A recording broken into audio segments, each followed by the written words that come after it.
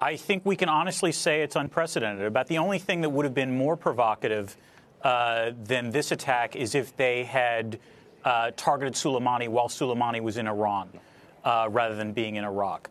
But you are killing an Iranian state official that is responsible for an awful lot of terrorism and mayhem across the Middle East, but nonetheless a state official. And furthermore, the administration announced that this is what it's done. There's no denying the culpability of the United States on this. So this is a significant escalation in the sense of what's done. Admittedly, Soleimani and Iraqi proxies have been responsible for the deaths of hundreds of American soldiers and other servicemen in Iraq. But this is another level. Let me ask you, John, is this what you would describe as a seismic event in the Middle East? That's number one. And number two, is it fair to call it, number one, a declaration of war, or number two, merely an act of war on our part? Well, it's a good question in terms of the size. I think one of the things that makes it feel bigger is that it's a bit of a zig from where I think a lot of people were expecting Donald Trump to zag. We've seen sort of cycle of tit for tat, escalation, de-escalation with Iran, really over the sort of whole course of his presidency so far. And if you recall, earlier this year, he actually turned down an attack because he thought, any loss of life following an attack on an American drone would not be proportional. So I think most people would not have been able to predict a week ago when an American contractor was killed in Iraq that we would end up here. So I think that added to the surprise element, to the sort of size and scope of the impact of this in terms of relations in the Middle East. In terms of active war versus sort of anything along those lines definitions, I think most people would admit we've been in a proxy war with Iran for a very long time, going back, in some ways, decades. And so I think that what we see is this is another sort of stage in that attack, in that sort of war, as well as another sort of an escalation of that war. So the question I think everybody needs to be spending some time with is what's going to happen next? Dan, I want to go back to sort of what you said about how this might have been a bigger event if it would have happened in Iran. But just in general, why did this happen now? I understand we have had other opportunities potentially to take out the general. Well, to be fair, we don't entirely know why this happened now. I mean, according to Secretary of State Pompeo, he said that there was an imminent threat against U.S. interests in Iraq.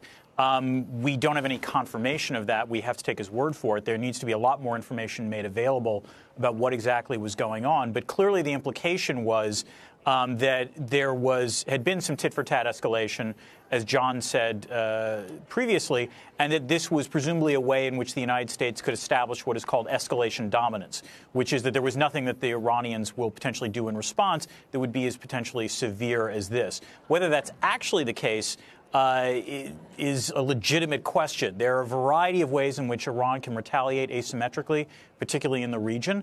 But if we take Secretary Pompeo at his word, then we have to believe that there was an imminent threat posed on U.S. interests, particularly in Iraq. We don't have any more information than that, though. I want to come back to the idea of Iran's probable retaliation and the form it might take. But, Ron, I want to come back to something I asked in the prior segment and didn't ask very well. So I'm going to take another whack at it. How much riskier did the world just become? How much riskier have the markets just become because of what happened over the last 24 hours? Well, I think we will now be underpricing geopolitical risk for some time to become, and I do believe the world is riskier because of this. I mean, to deconstruct what transpired, Soleimani goes back to the 1979 revolution. He was a state official, as was said. Since the Ayatollah Khomeini was around, now with the Ayatollah Khamenei, he is effectively the #2 leader in Iran. So we just, assassinated or killed, however you want to characterize it, the second most powerful person in Iran, which, again, as was said, is an unprecedented move on our part. I mean, we haven't really tried anything like this, I think, since Castro, maybe. And so that escalation is important. And he also, while this may be a moral and tactical victory in some ways, we still don't understand the strategy behind it, whether there is a broader three-dimensional chess that's likely to be played out by the U.S. military in the region with allies and with support that we're going to desperately need in that situation. And our alliances aren't what they used to be, let us point out. John and Dan, if I might ask you, I'll start with you, John, first. What would a proportional response on the part of Iran potentially look like And it'll be the same question for you, Dan, after John finishes. What would it look like? And do you expect Iran to retaliate against installations, infrastructure, or American people and personnel? Well, there's a lot of options that Iran has. I mean, the United States has allies and partners all over the region. It has military forces all over the region. It has military installations all over the regions.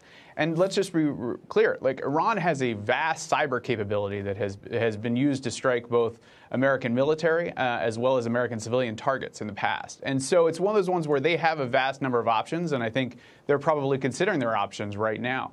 I think the question that we all sort of need to sort of think a little bit about is, I think the Trump administration surprised a lot of people in the region and a lot of people in Washington with what they've done today. So the question is not just what Iran will do next, but what the United States will do to counter that reaction, because that is, I think, one of the things that we have probably spent a little less time worrying about, and to a degree is a big additional factor of risk, because I think one of the things that we have not been able to get our heads around is how Donald Trump's been making decisions here and what his next move will be.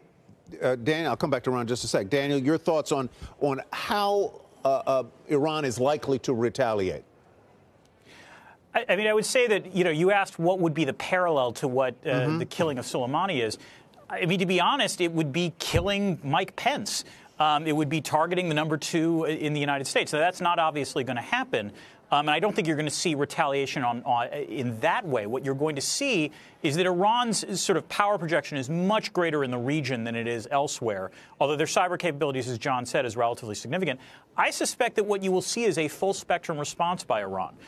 They will target facilities in the Persian Gulf. They will target U.S. assets in Iraq. They will engage in various cyber activities. They won't, with the idea of anything short of a full-blown conventional war, which is the one thing that neither the Trump administration nor the Iranian government seems to want. But I would also add, seconding John's point, what we also don't know, the true unknown here is just how prepared the administration is for whatever Iran's counter moves are.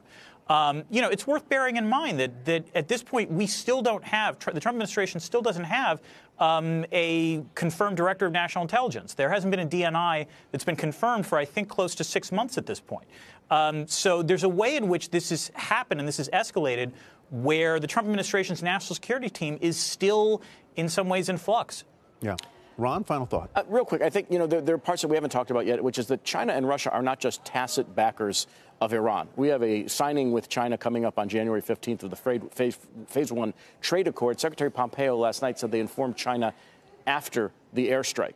So whether or not, we have properly prepared not only our allies but our adversaries for moves like this is an open question, and it could affect the outlook for our relations with China, certainly with Russia, although it depends on how you view the Trump administration in that regard. But it could disrupt some of these other negotiations, more germane to the market in a certain sense than geopolitical risk. There may also be economic risks down the road that haven't been fully factored in quite yet.